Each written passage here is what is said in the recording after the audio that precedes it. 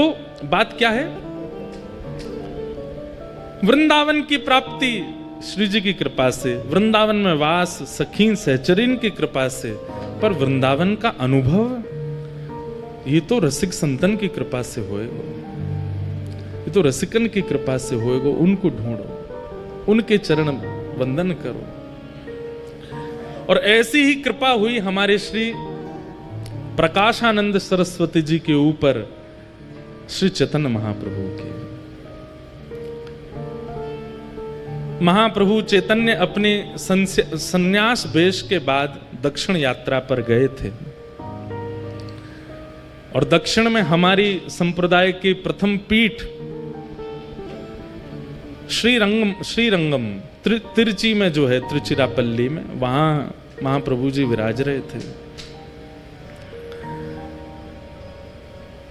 वहां पर ठाकुर जी पौढ़ानाथ शेषनाग पर पौड़े हैं। कभी कभी हम प्राचीन संतों की बातें सुनते हैं तो मन में एक भाव आता है, कितनी संप्रदायों में समरसता है।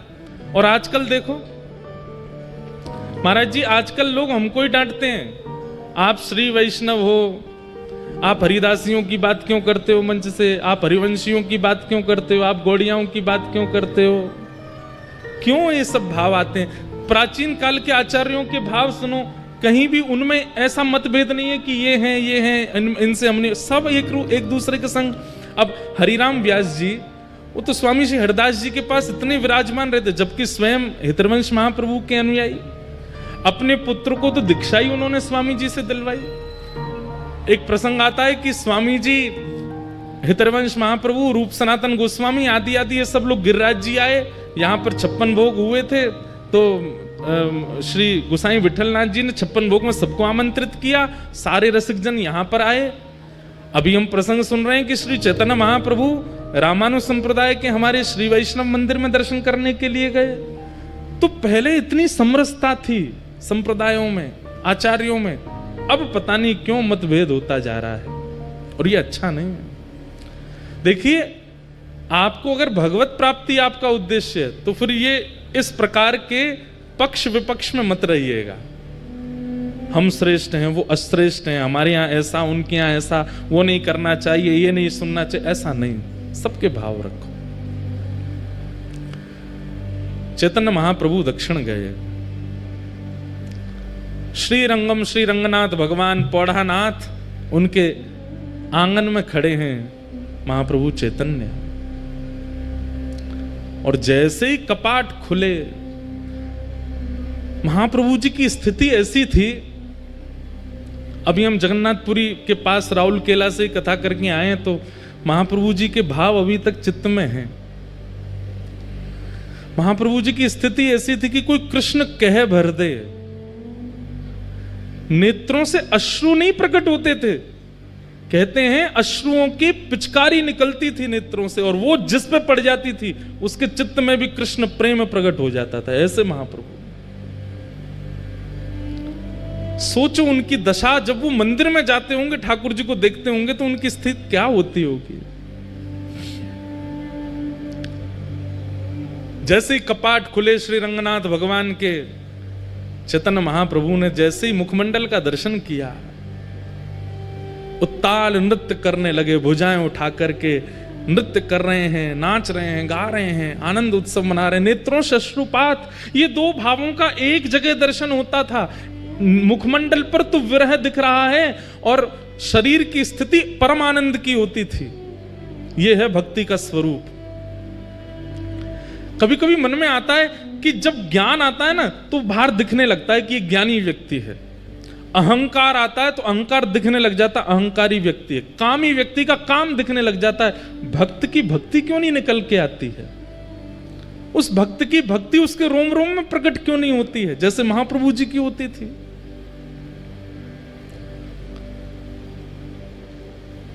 चैतन्य महाप्रभु भाव नृत्य कर रहे थे। अब वहां कोई उनको कुछ समझ रहा है, कोई उनको कुछ समझ रहा है, लेकिन श्री रंगनाथ भगवान की आरती कर रहे श्री वेंकट भट्ट जी, गोपाल भट्ट जी के पिताजी, जिन्होंने श्री राधारमन लाल जी को प्रकट किया, ऐसे श्री गोपाल भट्ट जी के पिताजी श्री वेंकट भट्ट जी रंगनाथ प्रभु की आरती करने के बाद जैसे ही उन्होंने दर्शनार्थियों की ओर देखा प्रसाद वितरण के लिए, और दर्शनार्थियों में जैसी उनकी दृष्टि पड़ी श्री महाप्रभु चैतन्य पर, आप विश्वास नहीं करेंगे उनको क्या अनुभव हुआ। चैतन्य महाप्रभु को देख करके उनके पलक झपकनी भूल गई। अपनी जिस अवस्था में थे उसी अवस्था में रह गए, अंदर गर्भगृह में वेंकट भट्ट जी। और थोड़ी देर में वो क्या देखते हैं कि चैतन्य महाप्रभु तो अंतर्ध्यान हो गए, साक्षात नारायण नृत्य कर रहे हैं महाप्रभु जी के रूप में। और वे अपने नेत्रों पर विश्वास नहीं कर पा रहे, अपनी आंख मीटते हैं, खोल के देखते हैं तो चैतन्य महाप्रभु हैं। और जैसे ही थोड़ी देर देखते हैं तो थोड़ी देर में ही गौर चैतन्य महाप्रभु श्याम हो जाते हैं और मानो जैसे नारायण ही नृत्य कर रहे हैं। जैसे ही गर्भगृह में देखते हैं तो गर्भगृह में देखते हैं कि ठाकुर जी शेष शैया पे हैं ही नहीं, वो तो बाहर नृत्य कर रहे हैं। कभी दोनों युगल नृत्य करते हैं, कभी एकांत में चैतन्य महाप्रभु नृत्य करते हैं। इस स्थिति को देख करके श्री वेंकट भट्ट जी पहचान गए कि ये कोई सामान्य नहीं है। इनके नृत्य को कोई सामान्य समझ रहा होगा, इनके भाव को कोई कुछ समझ रहा होगा, पर ये सामान्य नहीं है, क्योंकि मुझे जो अनुभव हुआ मैं कैसे कहूं। बंधुओं, जब किसी महापुरुष का दर्शन करते हैं ना, तो उनका दर्शन करके उनके रूप, उनकी चाल, उनके पहनाव, उनके तिलक आदि, इन सबको अगर आप देख रहे हो तो अभी कुछ दिखा नहीं। अच्छा सुनो, हमारे बाबा गाते होंगे हरिप्रिया जी के पद। हरिप्रिया जी के पद सुने होंगे आपने। हरिप्रिया जी पुरुष थे, सब छोड़ करके गिरिराज जी आ गए। राधा कुंड में उनके गुरुदेव विराजमान रहते थे,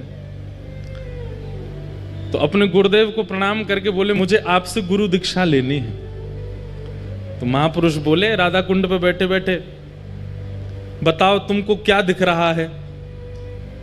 तो हरिप्रिया जी, पहले उनका पूर्व नाम कुछ और था, बोले माथे पर सुंदर उर्दपुंड है, गले में तुलसी की माला है, अद्भुत वस्त्र पहने हैं, आसन पर गुरुदेव विराज रहे हैं, करुआ पास में रखा है, ठाकुर जी की सेवा पीछे हो रही है। गुरुदेव बोले दीक्षा नहीं देनी, जाओ। और सुनो, दीक्षा की इतनी तुमको भूख है, जाओ गिरिराज जी की परिक्रमा लगा के आओ। लेकिन उनको इतनी इच्छा थी दीक्षा की, चले गए गिरिराज जी की परिक्रमा लगाई।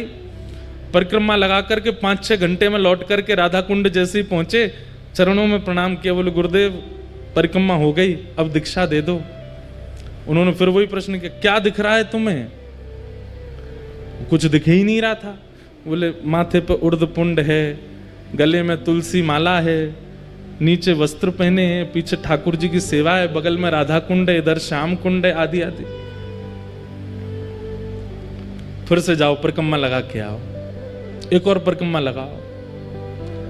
निष्ठा इतनी थी उनकी कि थके हारे थे, लेकिन फिर से चले गए परिक्रमा में। अब की बार उनको 6 की जगह 9 घंटे लग गए परिक्रमा करते करते, पैरों में छाले पड़ गए। 2 परिक्रमा में ये हालत हो जाती है। बेचारे गिरते पड़ते जैसे तैसे आए, प्रणाम किया, गुरुदेव अब दीक्षा दे दो। पूछे अब क्या दिख रहा है तुम्हें? तो रोने लगे, बोलो मुझे कुछ नहीं दिख रहा, मुझे वही दिख रहा है, तिलक है, गले में कंठी माला है नीचे। बोले सुन, एक परिक्रमा और लगा के आ। तीसरी परिक्रमा की स्थिति कैसे बन जाएगी हमारे, जबकि गिरिराज जी में बाबा हैं, 3 परिक्रमा लगा में, लेकिन उनकी भाव दशा देख करके आप घबरा जाओगे। एक परिक्रमा में हमारी हालत खराब होती है। गुरुदेव बोले जाओ एक परिक्रमा और लगा के आओ। गुरु आज्ञा मान करके चले तो गए, लेकिन गुरु की आज्ञा पर संशय नहीं किया, गुरु की आज्ञा पर बिल्कुल विचार नहीं किया, अपने पैरों के फोड़ों पर, पैरों में छालों पर चिंता नहीं की। गुरु आज्ञा कर रहे हैं, कुछ तो होगा, निकल गए। तीसरी बार जैसे वो जाने लगे तो उनके गुरुदेव पीछे बैठे बैठे देख रहे थे, उनके चरण की ओर देखा, छाले पड़े हैं, स्थिति चलने की नहीं है, और मैंने परिक्रमा की आज्ञा दी है, 22 किलोमीटर लगा के आनी है, तब दीक्षा मिलेगी, और ये चल दिया। तुरंत मन में आ गया भाव, श्री जी यहाँ पे कृपा करो। अब जैसे ही वो गिरिराज जी की परिक्रमा में गए तो उनको पहले तो लोग दिख रहे थे, पहले तो माताएं दिख रही थी, पहले तो भाई लोग दिख रहे थे, अब पता अब लिख रहा है कि सब सहचरियां हैं। सब किसी के हाथ में चमर है, किसी के हाथ में बीड़ा है, किसी के पास कुछ है, किसी के पास, सब अलग अलग दिख रहे हैं।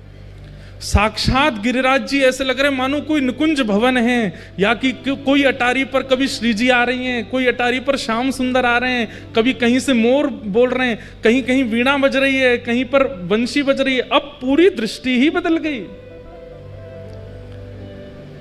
24 घंटे लगे उनको और वृंदावन में संपूर्ण ब्रज का दर्शन कर लिया, संपूर्ण निकुंज लीला का दर्शन कर लिया। लौट करके जैसे ही अपने गुरुदेव के पास आए, प्रणाम किया, बोले लाला अब क्या दिख रहा है? तो अपने गुरुदेव को देख के कहते हैं, एक सखी विराज रही है, सुंदर नथनी पहनी है, कानन में कुंडल है, नेत्रन में काजल लगे हैं, सुंदर चुनरी ओढ़ी है, पीछे दर्पण है, बहुत सुंदर मणिमंडित नीचे सब फर्श है, यहां श्याम कुंड है, यहां राधा कुंड है, और मेरे गुरुदेव की गोद में प्रिया प्रियतम दोनों विराजमान है। जैसे ये दर्शन हुए तब उनको स्वीकार किया और उनका नाम रखा है श्री हरि प्रिया। उनके बड़े पद रसिक जन गाते हैं, एक आध दिन हम भी गाएंगे कथा में, श्री हरि प्रिया। मैं क्या बताना चाह रहा हूं आपको कि ब्रज में रहने वाले रसिक महापुरुष अगर इनके मन में आ गई कि याकू ब्रज को अनुभव होना चाहिए तो हो जाएगा। आपके अनेक प्रयासों से नहीं होगा, आपके अथक प्रयासों से नहीं होगा, किसी रसिक के मन में आ गई कि इसको ब्रज प्राप्त हो तो हो जाएगा।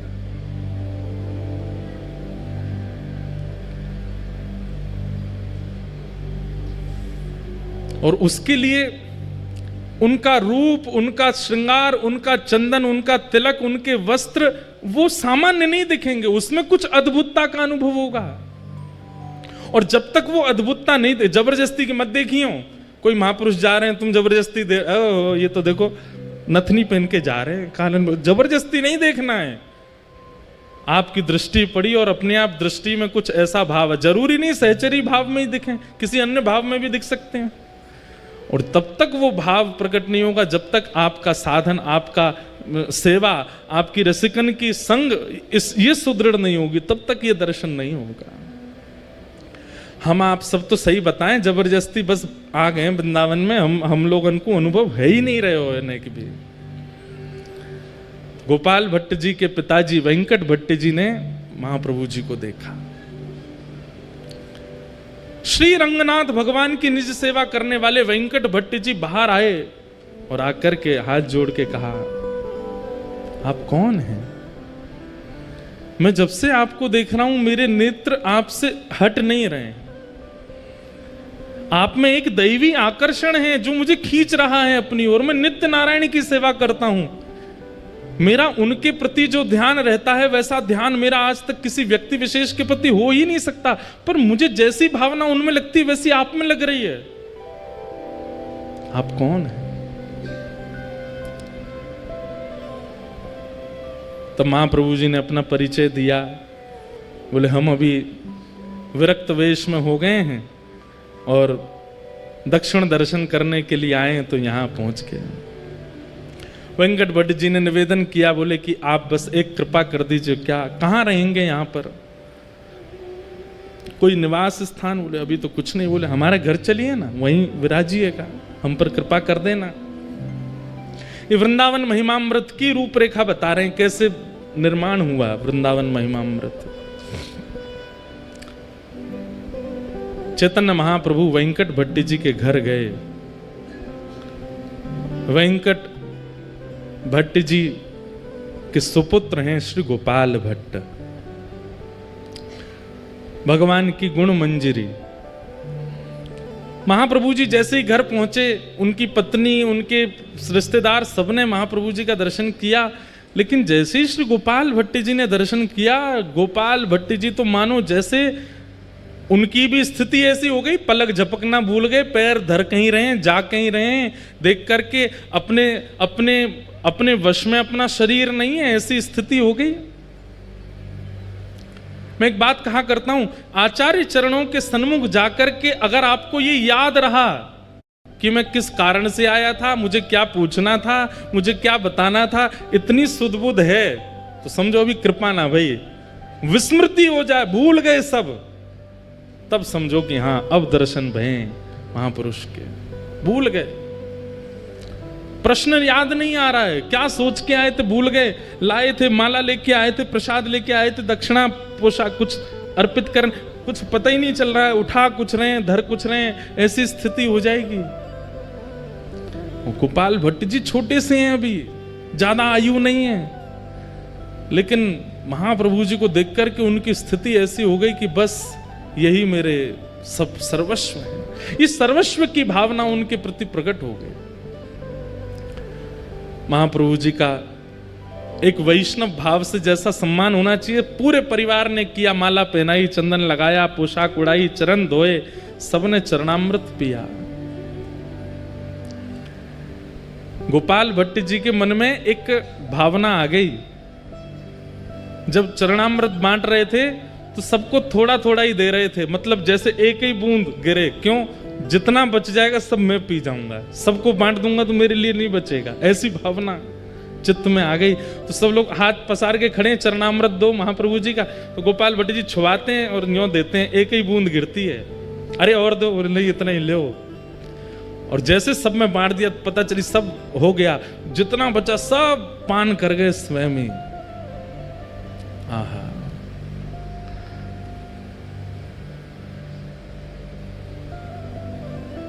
गोपाल भट्ट गोस्वामी पर कृपा हुई, खूब सत्संग हुआ, आनंद हुआ।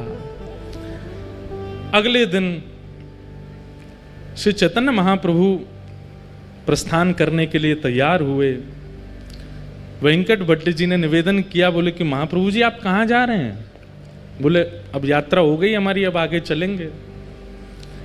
बोले आज आषाढ़ शुक्ल एकादशी है, आज से चातुर्मास प्रारंभ हो रहा है, आपका प्रथम विरक्त वेश है, अब आप नहीं जा सकते यहां से, 4 महीना तो हिल नहीं सकते। और पूरा घर नृत्य करने लगा। चैतन्य महाप्रभु चिंता में बैठे, बोले कि ये क्या हुआ, आज से चातुर्मास प्रारंभ हो गया, मुझे तो याद ही नहीं था। और सबसे प्रसन्न होकर के झूम रहे हैं श्री गोपाल भट्ट गोस्वामी, छोटे से। बोले ये तो हम पर कृपा करने के लिए ऐसा योग बना है कि आप भूल गए और वो दिन आ गया कि अब आपको यहीं रहना पड़ेगा। महाप्रभु जी बोले कैसे बताऊं कि गोपाल भट्ट तुम गुणमंजरी हो, तुम ही वृंदावन में श्री राधा रमण जी को प्रकट करोगे। और राधा रमण प्रकट करता पर 1 आध 2 दिन 4 दिन की कृपा नहीं, यहां तो 4 महीना एक रसिक, एक महापुरुष की कृपा होगी, दृष्टि होगी, आस्वादन होगा, संग मिलेगा, तभी तो श्री गोपाल भट्ट जी प्रकट करेंगे।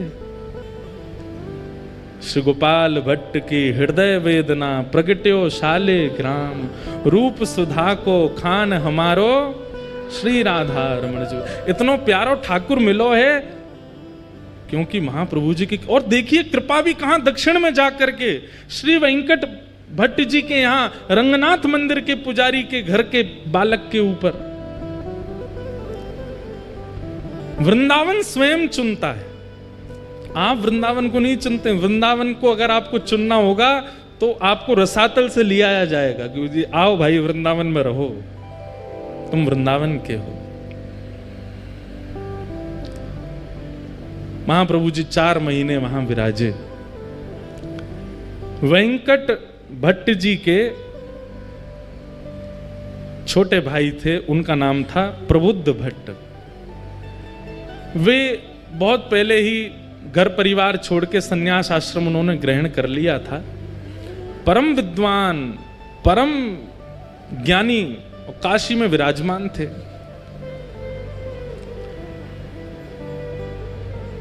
ऐसा ज्ञान था उनका कि उनके जैसे उन्होंने 10,000 शिष्य बनाए, मतलब ना ज्यादा ना कम, अपने जैसे ही 10,000 बना दिए, इतने ज्ञानी थे। उनके सामने बड़े बड़े विद्वान टिक नहीं पाते थे। प्रबुद्ध भट्ट, देखो एक महापुरुष एक परिवार में जाकर के एक नहीं कितनों पर कृपा करता है। ये तो गोपाल भट्ट जी सामने बैठे हैं, प्रबुद्ध भट्ट तो है ही नहीं वहां पर, वो तो काशी में है।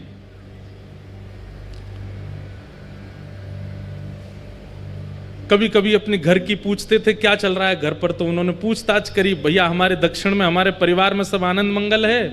कोई गया था दक्षिण से, उसने जाकर के बताया, बोले महाराज आनंद मंगल, आपके यहाँ तो वेद पाठ आदि सब बंद हो गए, आपके यहाँ पे नित्य पूजा आदि यज्ञ हवन होम होते थे सब बंद हो गया, अब तो एक ही चीज होती है। बोले क्या? भुजा उठा के हरि हरि बोलो, हरि हरि बोलो, सब प्रेम से बोलो, हरि बोलो, ये सब होता है।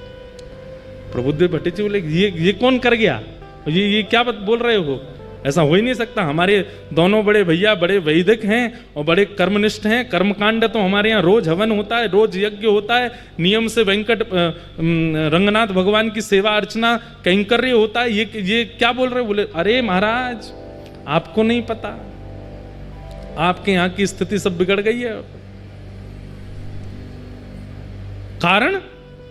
बोले कारण कोई कृष्ण चैतन्य महाप्रभु हैं, वो पहुंच गए। कहते हैं उनको देखते ही प्रेम प्रकट हो जाता है चित्त में, उनको देखते ही भाव प्रकट हो जाता है। उन्होंने जाकर के आपके परिवार के ऊपर ऐसा टोना किया है, सब एक तरफ धर के केवल और केवल हरिनाम संकीर्तन करते हैं। ये सुन करके प्रबुद्ध भट्ट जी को बड़ा क्रोध आया। बोले इसकी जानकारी बताओ तो मुझे, कौन है चैतन्य कृष्ण? उनके बारे में सब बताया। बोले कि अभी जगन्नाथपुरी में विराज रहे हैं और महाराज इनके ऊपर ऐसी शक्ति है, ऐसा टोन। अब ये तो देखो आज भी होता है, ये आज भी होता है। हमारे चित्र विचित्र बाबा गाते हैं, लोग बाग झूमते हैं, आनंद करते हैं, तो चार लोग बैठ के यूं भी कहते होंगे ये कुछ पी के आते हैं जो इनकी आवाज ऐसी आ जाती है, ये कुछ खा के आते होंगे ऐसा जो इनके स्वर ऐसे हो जाते हैं। हमारी पूनम दीदी जब गाती हैं तो भाव में नेत्रों से आंसू गिरने लगते हैं, उसमें भी लोग बाग बोले जबरदस्ती रोती हैं, इनके भाव नहीं आ रहे हैं, जबरदस्ती। लोग बाग बोलते हैं, लोग बोलना बंद नहीं करेंगे। आप भाव से राधा रमन जी के मंदिर में जाके नृत्य करने लग जाओ, उधर नचकैया खड़ो है, नाच रहो है, ठाकुर जी के आगे भी मान नहीं रहो, यहीं पे नाच रहो है।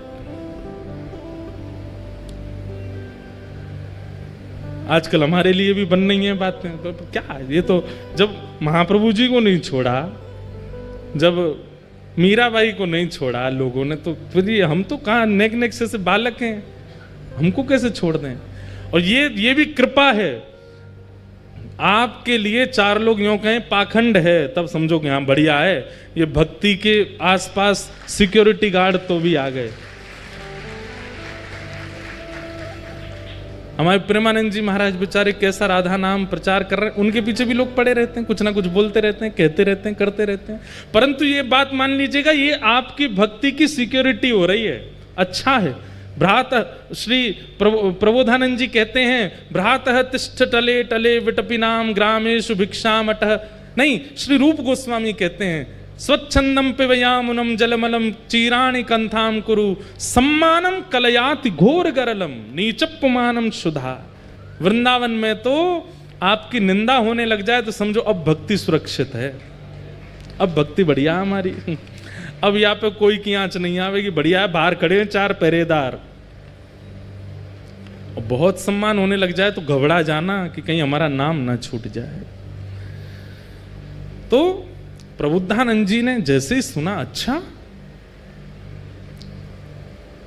प्रकाशानंद नाम हो गया था उनका, प्रकाशानंद जी ने जैसे सुना, अच्छा इसने मेरे घर जाकर के सबको, बोले हमारा वो गोपाल भट्ट उसकी क्या स्थिति है, वो तो बालक है, वो तो ठीक है, उसको बुला दो। बोले उसकी तो पूछो ही मत, वो तो दिन रात रोते रहते हैं।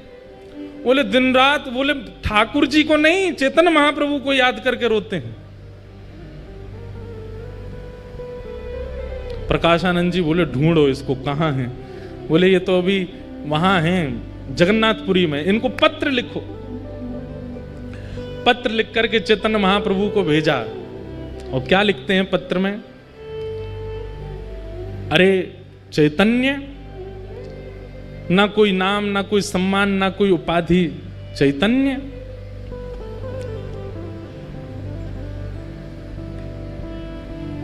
सन्यासी हो, सुना है हमने, लेकिन सन्यासी होकर के तुम बहुत नाचते हो, उछल उछल करके नाचते हो, गाते हो, ये सन्यासियों का स्वरूप है।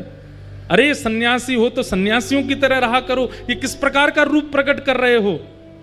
सन्यासियों को तो बहुत भाव से रहना चाहिए। और सन्यासियों का निवास स्थान जगन्नाथपुरी नहीं होता, सन्यासियों का निवास स्थान वृंदावन नहीं होता। सन्यासी ऐसे घूमते डोलते नहीं रहते हैं। सन्यासी तो गंगा ज्ञान के तट पर काशी में विराजते हैं, वेदों पर मनन करते हैं, शास्त्रों पर चिंतन करते हैं, लोगों को वेद शास्त्र पढ़ाते हैं। ये सन्यासियों का। और तुम क्या कर रहे हो? ये नाच नाच करके और दुनिया में कृष्ण नाम की ये सन्यासी का स्वरूप नहीं होता। चैतन्य महाप्रभु गंभीरा में विराजमान थे, जगन्नाथपुरी में भावावेश में रहते थे। प्रकाशानंद जी का पहुंचा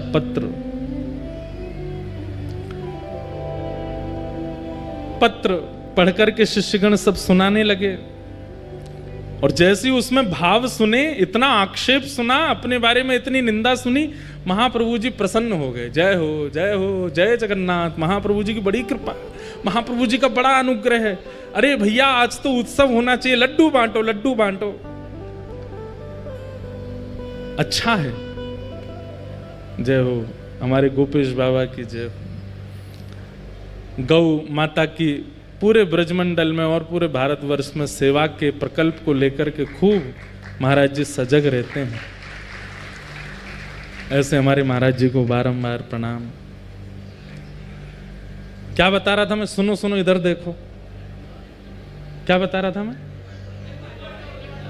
हैं? हाँ, पत्र आया,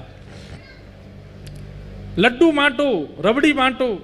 और संघ के जितने महाप्रभु जी के अनुयायी थे सब बोलने लगे, आप तो महाप्रभु हैं, पर हमको कितनी पीड़ा हो रही है ये पत्र पढ़ के। कोई आपके विषय में इतना बुरा भला बोल रहा है और आप इतने आनंद में हो। महाप्रभु जी बोले, नहीं नहीं, ये रक्षा है, ये भक्ति की रक्षा है, ये भाव की रक्षा है, ये हमारी सेवा की रक्षा है। ये रक्षा तो होती रहनी चाहिए। अच्छा है।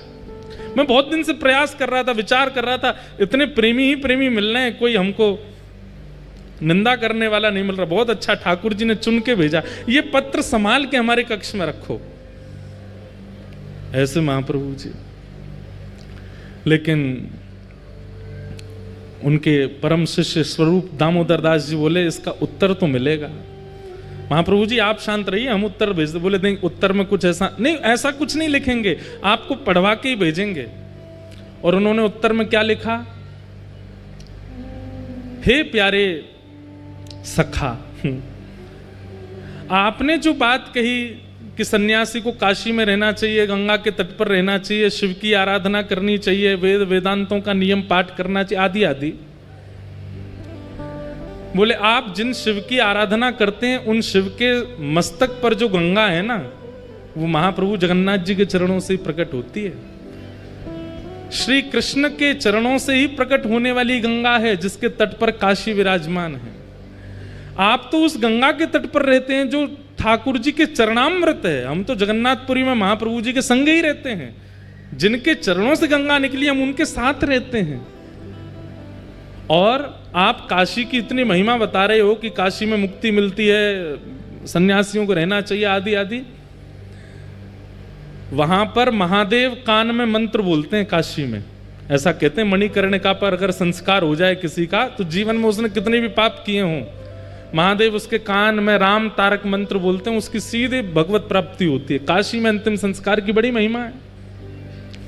बोले वहां महादेव भी कान में आकर के राम कृष्ण का ही नाम बोलते हैं। तो इसलिए सन्यासी अगर काशी में ना रहे तो इसमें कोई दिक्कत नहीं है, वो तो साक्षात कृष्ण के साथ रहते हैं। ऐसा करके पत्र भेज दिया। लेकिन निंदा करने वालों को उत्तर देने से वो निंदा करना बंद नहीं करते, और ज्यादा करते हैं। प्रकाशानंद जी बोले, जानते नहीं है मैं कौन हूं और मुझे उत्तर दे रहे हैं, रुक जाओ मैं इनको बताता हूं। प्रकाशानंद जी पत्र लिखते हैं, हे चैतन्य, ऐसे ही बोलते, मैंने सुना है तुम दाल भात खाते हो, उसमें घी डाल डाल के खाते हो, छेना पोड़ा खाते हो, रसगुल्ला उड़ाते हो, महाप्रभु जगन्नाथ जी के 56 भोग बनते हैं। ये सन्यासी का भोजन है? सन्यासी तो एक समय पाता है, सन्यासी को तो ऐसे रहना चाहिए, सन्यासी तो आसन नहीं रखता, सन्यासी अपने भवन नहीं बनाता, सन्यासी ऐसे नहीं करता, आदि आदि सब बात बोल दी। बोले तुम तो नृत्य करते हो, ठुमक ठुमक के नाचते हो, उछल उछल के कीर्तन करते हो ठाकुर जी का, और 56 भोग उड़ाते हो। अरे तुम जानते हो वशिष्ठ ऋषि, तुम जानते हो कैसे कैसे सन्यासी परंपरा में हुए, उन्होंने भोजन प्रसाद त्यागा, तब जाकर के ठाकुर जी का भजन किया। और इतना होने के बाद भी उनके जीवन में विषयों ने कहीं ना कहीं आक्रमण कर दिया, और तुम तो महाप्रसाद पाते हो। और जगन्नाथपुरी में तो एकादशी भी नहीं होती है, वहां तो चकाचक स्कंद पुराण में आकंठ पाना चाहिए एकादशी के दिन। बोले इतना प्रसाद पाकर के, इतने 56 भोग पाकर के तुम सन्यास धर्म का निर्वहन कर ही नहीं सकते हो। ऐसा हो ही नहीं सकता कि विकार और विषय तुम्हारे चित्त में ना आते हों। ये पाखंड बंद करो, ऐसा करके पत्र लिख दिया। चैतन्य महाप्रभु के पास पत्र आया। महाप्रभु जी किसका पत्र आया? बोले प्रकाशानंद सरस्वती, गोपाल भट्टी जी के चाचा जी। क्या लिखा? अरे ये तो मेरे परम प्रिय हैं, इन्होंने क्या लिख के भेजा जरा बताओ तो। सब शिष्यों में होड़ लगी, इनके सामने पढ़ना ही नहीं है, कुछ उल्टा ही लिख के भेजा होगा। महाप्रभु जी बोले बैठो यहीं पर, यहीं पढ़ के सुनाओ क्या लिखा है। पढ़ के पूरा बताया, ये लिखा है, ये लिखा है, ये लिखा। महाप्रभु जी और खुश हो, बोले लड्डू बंटवाओ, रबड़ी बंटवाओ, 56 भोग लगवाओ, आज भक्ति की और रक्षा हो रही है। अब नियम की रक्षा हो, पहले भक्ति की रक्षा, अब नियम की रक्षा हो रही है, अब सन्यास धर्म की रक्षा हो रही है। भैया इनका पत्र जब जब आए मेरे को जरूर सुनाना। लेकिन शिष्यों ने कहा ये अच्छा नहीं है, ये तो गलत बोल रहे, उत्तर तो देंगे। उत्तर में लिख करके भेजा, महाराज जंगल का राजा शेर मांस खाता है, हिरणों को खा जाता है, इतना मांस भक्षी होता है, पर कहते हैं साल में एक बार सहवास करता है बस। ऐसा दूषित भोजन करने वाला और काम पर इतना विजय उसका।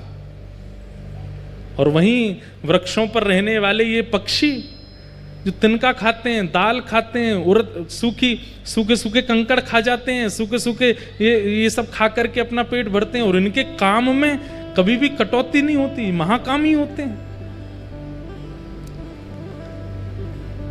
आप यदि आहार से जीवन यापन की बात कर रहे हैं तो फिर सारे विषय शेर में होने चाहिए थे, लेकिन वो तो काम पर विजय प्राप्त करके बैठा है। और ये सारे पशु पक्षी सारे बड़ा अल्प आहार लेने वाले, इन पर काम पर विजय नहीं है, इस पर क्या कहेंगे आप? जब ये पत्र लिख करके भेजा तो प्रकाशानंद जी तो और ज्यादा आग बबूला हो गए। अपने शिष्यों से बोले इसको पकड़ करके काशी लेके आओ, इस चैतन्य को मैं बताता हूं, ये मेरे सामने तो आया। बंधुओं एक बात सुनिएगा, सब साधन कर लीजिए जीवन में, लेकिन उस साधन का अहंकार नष्ट करने की सामर्थ्य केवल और केवल प्रेम लक्षणा भक्ति में है। अगर प्रेम लक्षणा भक्ति जीवन में नहीं है और आपका नाम जब 2 लाख पहुंच गया है, अभिमान आएगा। प्रेम लक्षणा भक्ति जीवन में नहीं है और हर एकादशी गिरिराज जी की परिक्रमा करते हो तो उस परिक्रमा का अभिमान आएगा। सेवा का अभिमान सामान्य अभिमान से ज्यादा भयानक है। कई लोगों को सेवा का अभिमान हो जाता है, हम इतना नाम जप करते हैं, हम ऐसी सेवा करते हैं। अरे हमको कई बार मन में भाव आता, इतनी कथा कर रहे हैं, धुआंधार यहां से वहां भागते ही रहते हैं। प्रेम लक्षणा भक्ति चित्त में होगी तो अपनी सेवा का अभिमान नहीं होगा। प्रेम लक्षणा भक्ति तो दैन्यता लाती है, दीन बनाती है, सरल बनाती है, सहज बनाती है। प्रकाशानंद जी के पास सब कुछ है, लेकिन भक्ति नहीं है, प्रेम नहीं है। उनको वेद वेदांत कंठस्थ याद हैं, जहां से जब चाहे उस श्रुति का पाठ शुरू कर देते हैं, लेकिन प्रेम भक्ति नहीं है। लेकिन कृपा तो इन पर करनी है, और वो समय आया। ये पत्रों से आदान प्रदान तो बहुत दिनों तक चलता रहा, बहुत निंदा करने लगे सब जगह महाप्रभु जी की, लेकिन एक बार समय आया। क्या? महाप्रभु जी काशी पधारे। और तपन मिश्र नाम के एक भक्त थे, उनके यहाँ महाप्रभु जी विराजमान थे। इनको पता चला प्रकाशानंद जी को कि वही कृष्ण चैतन्य काशी आया है। बोले इसको कैसे भी करके मेरे सामने ले आओ। ये मेरे सामने आया नहीं और मैंने अपने वेद वेदांतों के बाणों से इसका पर्दाफाश कर दूंगा। ऐसे ऐसे बात। अब सोचो कितना घनघोर वैष्णव अपराध इनसे बन रहा है। वैष्णव अपराध के दो ही निधान हैं। पहला निधान तो बहुसंख्या में वैष्णव यदि क्षमा कर दें तो वैष्णव अपराध दूर होगा, या जिसके प्रति वैष्णव अपराध बना है वो क्षमा कर दे तो वैष्णव अपराध दूर होगा। इतना भयानक वैष्णव अपराध बन गया था इनसे। अब महाप्रभु जी को इनके पत्रों से चिंता होती थी। क्या चिंता होती थी कि बोले भैया इनको गति कहाँ मिलेगी, ये जिस तरीके की भाषा बोलते हैं, जितना अपमान करते हैं, भले ही कुछ नहीं है लेकिन कृष्ण नाम तो बोलते ही हैं, इनकी गति कैसे होगी। अब महाप्रभु जी ने मन बनाया कि मुझे इनसे एक बार तो मिलना है। लेकिन कैसे मिलन हो। तब काशी में एक सन्यासियों की सभा हुई और उस सभा में सब सन्यासी पधारे, सब वेदज्ञ पधारे, सब ज्ञानी पधारे। तभी लोगों ने जाकर के प्रार्थना की महाप्रभु जी से कि आप भी चलो। महाप्रभु जी बोले हम भीड़ में नहीं जाते, सभा में नहीं जाते। बोले नहीं महाप्रभु जी आप चलेंगे, इतने लोगों को दर्शन होगा, चलिए ना। महाप्रभु जी आए। यहां मंच पर बैठे हुए प्रकाशानंद जी को पता नहीं था कि महाप्रभु जी आने वाले हैं। पूछने लगे, बोले भैया विलंब क्यों हो रहा है इतना ज्यादा, इसको सभा को आगे बढ़ाओ। तभी किसी ने कहा, बोले कृष्ण चैतन्य महाप्रभु आ रहे हैं, उनकी प्रतीक्षा हो रही है। प्रकाशानंद जी ने तो अपनी कमर कसी, सिर पर एक पटका सा बांधा, बोले आज आने दो, आज बढ़िया है, इतनी सभा है, सबके सामने इसको आज देखूंगा।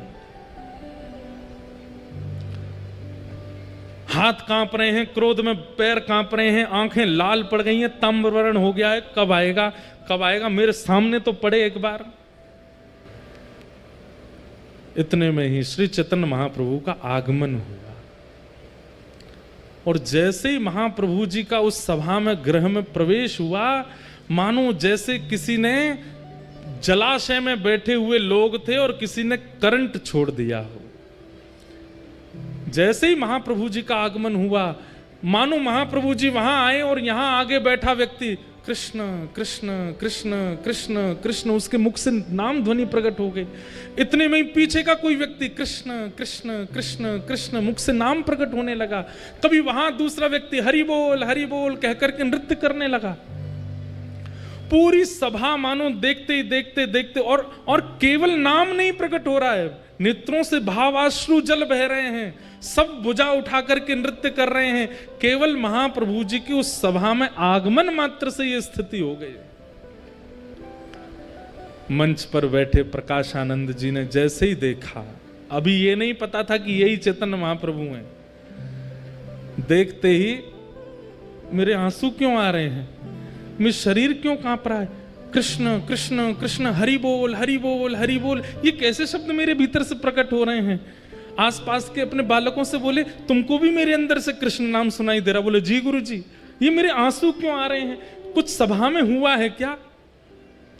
तभी कोई कहता है, महाप्रभु कृष्ण चैतन्य आ गए।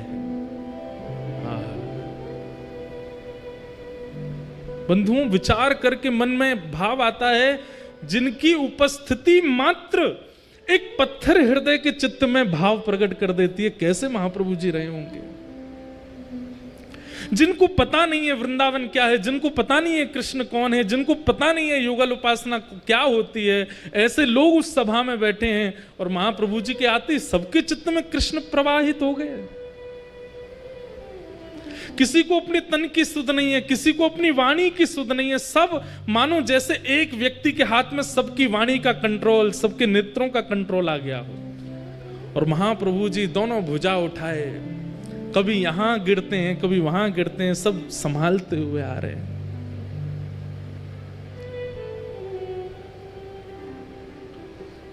प्रकाशानंद जी अपने क्रोध विरोध को तो भूल गए, मुख से नाम प्रकट हो गया, नेत्रों से आंसू प्रकट हो गए। और तभी चैतन्य महाप्रभु आए और आकर के ऐसे ही नीचे सभा में ही एक जगह सी बना दी लोगों ने। अच्छा, एक बात मैंने पढ़ी कि लोग बाग स्पर्श करने जाते थे महाप्रभु जी का, तो संग में जो उनके गोस्वामी आदि सब रहते थे वो स्पर्श नहीं करने देते थे। क्यों? क्योंकि ऐसी भाव साम्राज्य में रहते थे महाप्रभु जी, अगर किसी ने स्पर्श कर लिया तो वो सह नहीं पाएगा।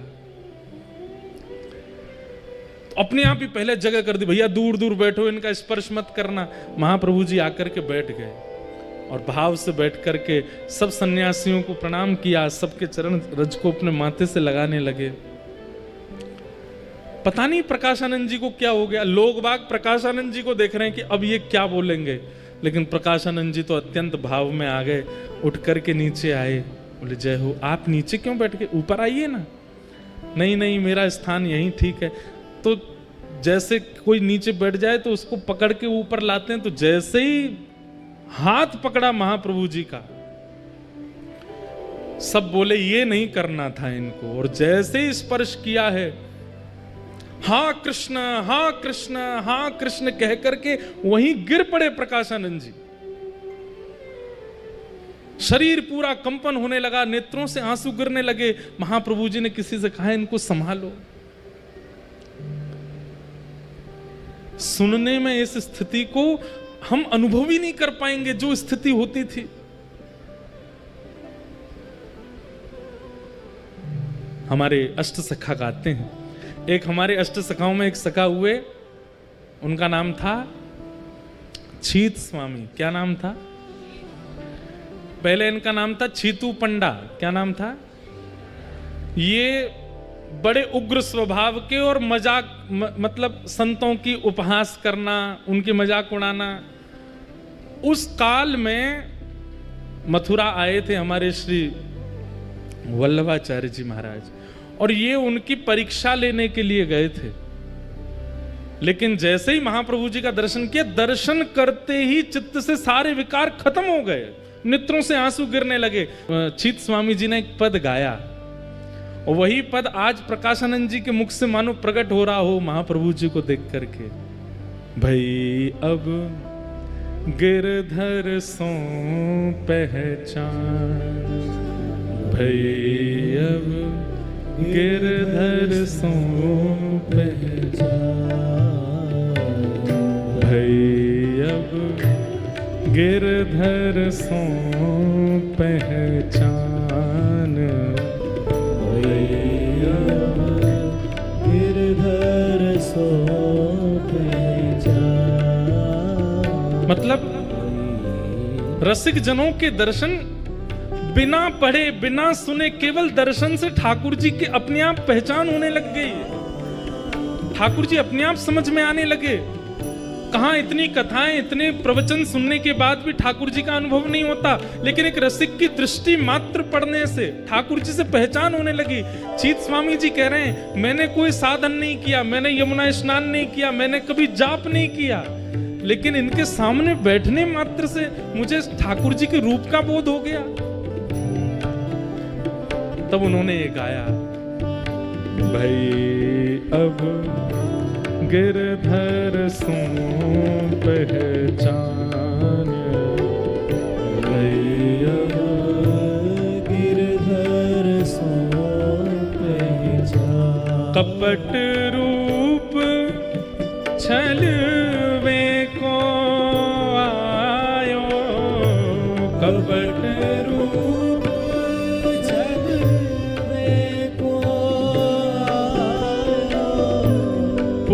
पुरुषोत्तम नहीं जान, पुरुषोत्तम नहीं जान। भई अब गिरधर सो पहचान, भई अब गिरधर सो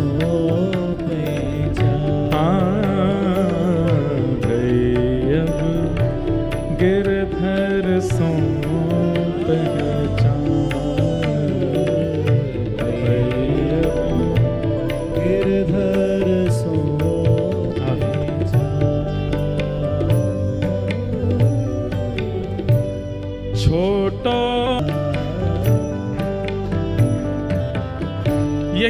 स्थिति हुई है प्रकाशानंद जी की। महाप्रभु जी को देख करके क्रोध विरोध तो सब भूल भाल गए, नीचे बैठ गए और सामने बस देख रहे हैं अपलक नेत्रों से। मुख से कृष्ण नाम ध्वनि निकल रही है, नेत्रों से अश्रुपात हो रहा है। लेकिन थोड़ी देर बाद अपने आप को समझाने लगे, ये सब माया है, ये जादूगर है, इसने जादू कर दिया, टोना कर दिया मेरे ऊपर। लेकिन दर्शन का कुछ तो प्रभाव होता। प्रभाव क्या हुआ कि वाणी में शीलता आ गई। चाह तो रहे थे कि मैं थोड़ा कठोर बोलूं, कुछ गड़बड़ बोलूं, कुछ उल्टा सीधा बोलूं, लेकिन बोल क्या रहे हैं? कैसे हो आप? ठीक हैं? आप ऊपर नहीं विराज रहे, नीचे ही बैठ रहे। और खुद मन में सोच रहे मैं इतना प्रेम से क्यों बात कर रहा हूं। वो सोच रहे मुझे तो क्रोध करना है, मुझे तो चिल्लाना है इनके ऊपर, लेकिन अब अपने वश में नहीं है। ये होता है रसिकों के दर्शन से। महाप्रभु जी बोले आपकी सबकी कृपा है। प्रकाशानंद जी बोलने लगे मैं आपसे एक शिकायत करना चाहता हूं। बोले क्या? सन्यासियों को इतना नाचना नहीं चाहिए। आप इतना रोते हो, इतना ज्यादा अच्छी बात नहीं है ये। अरे सन्यासी तो पूरे विश्व को ज्ञान देता है, उसकी रहनी उसकी करनी से लोग प्रभावित होते हैं। आप क्या करते हैं इतना? मुझे लगता है आप पढ़ते नहीं हो, आपको पढ़ना चाहिए। महाप्रभु जी बोले हमको तो कुछ आता ही नहीं है, हम तो बिल्कुल अज्ञानी हैं, पढ़ाई लिखाई हमसे होती नहीं थी। तो हमारे गुरुजी ने गलती से बहुत मेहनत करके 6 साल लगे हमको एक श्लोक याद करवाया। बोले कौन सा श्लोक याद कराया? जब बताओ। तो अब वेदक हैं, ज्ञानी हैं, तो सुनने बैठ गए। बताइए कौन सा श्लोक याद कराया? बोले हरेर नाम हरेर नाम हरेर नामैव केवलम कलौ नास्त्यैव नास्त्यैव नास्त्यैव गतिरन्यथा। केवल हरि नाम हरि नाम हरि नाम, इसी से कल्याण होगा। कलयुग में और किसी से कल्याण होने वाला नहीं है। प्रकाशानंद जी बोले और आपने ये श्लोक याद करके जीवन में उतार लिया? बोले हाँ हमने तो भैया, मैं क्या बताऊं, गुरुजी ने ये श्लोक याद करा दिया, फिर हमने इसका अर्थ पूछा तो गुरुजी ने बताया कलयुग में केवल नाम से उद्धार होगा। फिर हमारे गुरुजी ने हमको महामंत्र दे दिया। बोले क्या है महामंत्र? बोले हरे कृष्ण कृष्ण कृष्ण हरे हरे, हरे राम राम राम। बोले बस ये 2 ही आते हैं हमको, और कुछ नहीं आता। और महाप्रभु जी है वो तो सब जानते हैं, लेकिन बोल रहे हैं बोले बस ये 2 ही आते हैं हमको, और कुछ नहीं आता। और महाप्रभु जी है वो तो सब जानते हैं, लेकिन बोल रहे हैं। प्रकाशानंद जी बोले आप एक काम करो अब। बोले क्या? अब मेरा लड़ने का मन नहीं है आपसे, आप अच्छे व्यक्ति हो, आपका स्वभाव स्वरूप देख के मुझे आप पे कृपा करने का मन हो रहा है। महाप्रभु जी बोले कर दो कृपा। बोले कृपा ऐसे नहीं करूंगा, तो पढ़ने आओ मेरे पास, मैं आपको वेद पढ़ाऊंगा। महाप्रभु जी बोले कब से आना है? आज से ही, आज से बढ़िया दिन है, आज से ही चलो। महाराज प्रकाशानंद जी हाथ पकड़ के ले गए अपने घर पे ही जा करके महाप्रभु जी को सामने बैठा। बोले पढ़ो हमारे साथ। महाप्रभु जी बैठ गए। 3 दिन हो गए पढ़ते पढ़ते। 3 दिन बाद प्रकाशानंद जी बोले आपको कोई पूछना नहीं है कुछ भी? 3 दिन से हम पढ़ाए जा रहे हैं, आपको सब समझ में आ गया? महाप्रभु जी बोले आपने कहा था सुनना है, समझने की आपने नहीं कही थी। आपने केवल कहा था सुनते रहो, हम सुनते ही जा रहे हैं, समझने की आपने कही नहीं हमसे। प्रकाशानंद जी सिर पकड़ के बैठ गए। बोले यही होता है, ये भक्ति जिन लोगों के चित्त में आ जाती है वो जितना कहो उतना ही करते हैं, उससे अधिक नहीं करते। बोले आप कृपा कर दो। बोले मैंने 3 दिन में क्या पढ़ा तुमको समझ नहीं आया? बोले सुनने के लिए कहा था, सुन तो हम रहे हैं, ना हम इधर देखते ना उधर, आपको देख के सुनते रहते हैं। प्रकाशानंद जी बोले ऐसे तुम्हारी गति नहीं होगी। बोले कैसे गति होगी? बोले इसको समझो भी। 3 दिन और पढ़ाया। 3 दिन बाद बोले अब समझ में आया। बोले अब हमको समझ नहीं आ रहा, हमारे गुरुजी पढ़ा पढ़ा के हार गए, वो नहीं समझा पाए, आप क्या समझाओगे हमको? बोले इतनी सरल भाषा में बोल रहा हूं फिर भी आपको समझ नहीं आ रहा। अरे ये तो शंकराचार्य जी की वाणी है, ये तो समझ में आनी चाहिए आपको, आद्य गुरु शंकराचार्य कह रहे हैं। महाप्रभु जी कहते हैं सुनिए सुनिए मेरी बात सुनिए। प्रकाशानंद जी बोले क्या क्या सुनना है? बोले आद्य गुरु शंकराचार्य जी ने पूरे विश्व को वैदिक ज्ञान प्रदान किया। ये कथा प्रकाशानंद जी को चैतन्य महाप्रभु सुना रहे हैं। और बोले फिर शंकराचार्य जी ने क्या किया, पूरा विश्व जो बौद्धवादी हो गया था, उन सब लोगों को परब्रह्म कौन है, परमात्मा कौन है, वो घटघटवासी हैं, आदि आदि ये सब बातों को उन्होंने अपने शंकर भाष्य आदि से सुनाया, समझाया। लेकिन एक दिन खबर पड़ी कि मां मरणासन अवस्था में है। प्रकाशानंद जी सुन रहे हैं, बोले अच्छा फिर? बोले शंकराचार्य जी गए अपनी मैया के पास, तो मां ने कहा बेटा मैंने सुना तूने पूरे विश्व का उद्धार किया, अपनी मां का भी उद्धार कर दे। तो शंकराचार्य जी सामने बैठकर के शंकर भाष्य सुनाने लगे, वेद वेदांतों की और सुंदर सुंदर भाव सुनाने लगे। ये श्लोक लो, ये मंत्र लो, ये लो, ये लो, ये परब्रह्म है, ये अणु में है, ये परमाणु में है, आदि आदि। माँ बोली बेटा मुझे समझ नहीं आ रहा है, मेरे जीवन के बहुत कम क्षण बचे हैं, कुछ सरल सा समझा जिससे मेरे चित्त में भाव आए।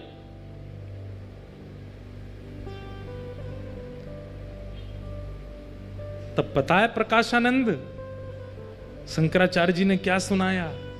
बोले क्या सुनाया? बोले श्री कृष्णाष्टकम भजे ब्रजई कमंडलम समस्त पाप खंडनम सुभक्त चित्तरंजनम सदैव नंदनंदनम सुपीच्छ गुच्छमस्तकम, जो पीली पीली पाग अपने सिर पर धारण करते हैं, सुनाद वेणुहस्तकम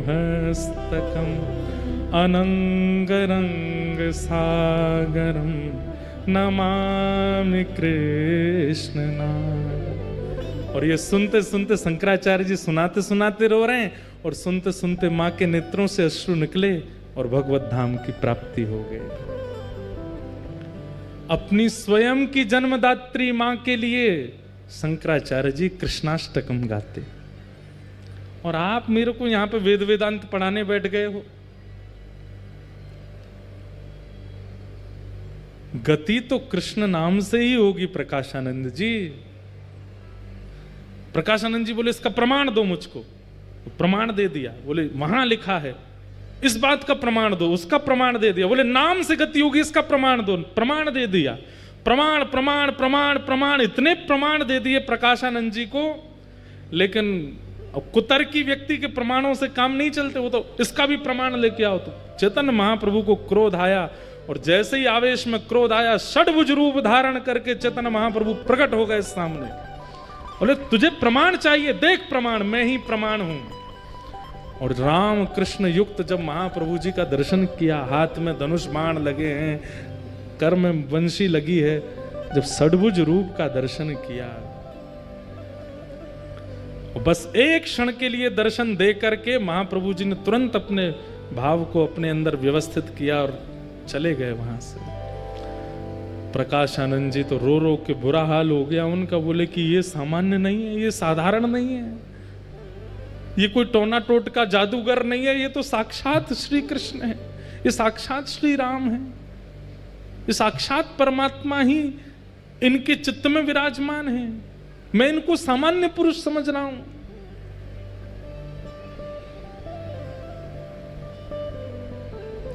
महाप्रभु जी के पास पहुंच गए, चरणों में जाकर के वंदन किया। बोले कि अब मुझ पर कृपा करो। मैंने वेद वेदांत उपनिषद किसी को नहीं छोड़ा, सब पढ़ लिख करके विद्वान बन गया, लेकिन मैं आज इतनी वृद्धावस्था में अनुभव कर रहा हूं कि मेरी तो अधोगति हो रही है। हे नाथ, मैं आपके चरणों में अपने नाक रगड़ के प्रार्थना करता हूं, मुझ पर कृपा करो। चैतन्य महाप्रभु ने प्रकाशानंद जी की ओर देखा। बोले अब एक ही कृपा है। बोले क्या? हम जो कहें वो करो। बोले क्या करना है? बोले इसी वक्त सब छोड़ के वृंदावन चले जाओ, श्रीधाम वृंदावन की प्राप्ति कर लो। और श्री वृंदावन में जाकर के वहां आपको रूप गोस्वामी मिलेंगे, सनातन गोस्वामी मिलेंगे, मधु पंडित मिलेंगे, आदि आदि सब मिलेंगे। हमारे रूप गोस्वामी जी ने श्री गोविंद देव जी को प्रकट किया है, सनातन जी को मदन मोहन जी मिले हैं, मधु पंडित को गोपीनाथ जी मिले हैं, आपके ही परिवार का एक बालक गोपाल भट्ट, जिसका नाम सुनकर के आप इतने बौखला गए थे, वह भी आएगा वृंदावन और उसके यहां भी ठाकुर जी प्रकट होंगे। आप उससे पहले वृंदावन जाइए और श्री वृंदावन की महिमा पर अपनी कलम चलाइए, वृंदावन की महिमा को प्रकट करो। प्रकाशानंद जी ने चरणों में प्रणाम करके कहा कि हे महाराज, मैं वृंदावन जा रहा हूं। वृंदावन का नाम सुनते ही नेत्र सजल हो गए। मैं वृंदावन जा रहा हूं, लेकिन मुझे पुनः आपके दर्शन कैसे होंगे? बोल कोई नहीं, गोपाल भट्ट जब आएंगे वृंदावन और एक दिन उनकी विरह वेदना होगी चित्त में, और तभी उनके सेवित शालिग्राम जी से राधा रमण लाल जी प्रकट होंगे। उन राधा रमण जी को ही देखते रहना, कभी कभी मेरा अनुभव हो जाएगा। गौर होले राधा रमण, उनमें ही मेरे भाव का दर्शन आपको हो जाए। अब शरीर से मेरा दर्शन आपको दोबारा नहीं होगा, वृंदावन जाओ। और श्री प्रकाशानंद जी महाराज वृंदावन के लिए निकले, चरणों में प्रणाम करके बोले पहले मेरा नाम बदलो, ये प्रकाशानंद नाम ही हटा दो, इसने मेरा सर्वनाश ही किया है, मेरा नाम बदल दीजिए। चैतन्य महाप्रभु ने कह दिया, बोले प्रकाश की आवश्यकता वृंदावन में किसी और से नहीं, वहां तो नित्य प्रकाश रहता है, इसलिए प्रकाशानंद नहीं, अब प्रबुद्धानंद जाएंगे वृंदावन। और प्रबोधानंद जी को वृंदावन भेजा, जिन्होंने वृंदावन की रस भी थी और कुंज गलियों में जाकर के वृंदावन महिमामृत ग्रंथ की रचना की। बोलो वृंदावन बिहारी लाल की जय। ऐसे श्रीधाम वृंदावन का प्राकट्य श्री प्रबोधानंद जी ने किया। किशोरी जी की कृपा से ब्रज मिल जाएगा, सहचरियों की कृपा से वास मिल जाएगा, पर वृंदावन के अनुभव तो किसी रसिक की कृपा से ही होंगे। अगर रसिक की कृपा नहीं भई तो वृंदावन का अनुभव हो पाना अति मुश्किल है, अति दुष्कर है। ऐसे वृंदावन महिमा में यही घटना घटी श्री हरिराम व्यास जी के साथ। उन्हें तो स्वयं महादेव ने भेजा। अच्छा एक बात तो है, जिसको वृंदावन अनुभव करने की इच्छा हो ना, रसिकों की सेवा करने, एक बार काशी जरूर हुआ ना, वो काशी से ही आते हैं सवरे। ये देखो हरिराम व्यास जी भी काशी गए तभी वृंदावन आए। चैतन्य महाप्रभु ने रूप गोस्वामी जी को भी काशी से ही भेजा, फिर षड गोस्वामियों में भी एक गोस्वामी जी काशी से ही आए, फिर उसके बाद अभी प्रकाशानंद जी प्रबोधानंद जी बनकर के भी काशी से आए। लोग बाग इस बात का बड़ा खंडन करते हैं, कई लोग मुझे बहुत बड़ा बुला भी बोलते हैं, लेकिन ये बात प्रमाणित है, जो हमारे महादेव हैं वही कृपा करके ब्रज रस प्रदान करते हैं। महादेव जब अनुग्रह करते हैं, महादेव जब अति कृपा करते हैं, तब वृंदावन रस को उपहार रूप में भेंट करते हैं। काशी में जाकर के पहले अपनी दर्शन करके महादेव को परखवाया कि हम हैं कि नहीं वृंदावन के लायक। महादेव यदि चुन लेंगे तो फिर रसिकों की कृपा हो जाएगी, वृंदावन रस की प्राप्ति हो जाएगी। ऐसे श्री धाम वृंदावन का रस है।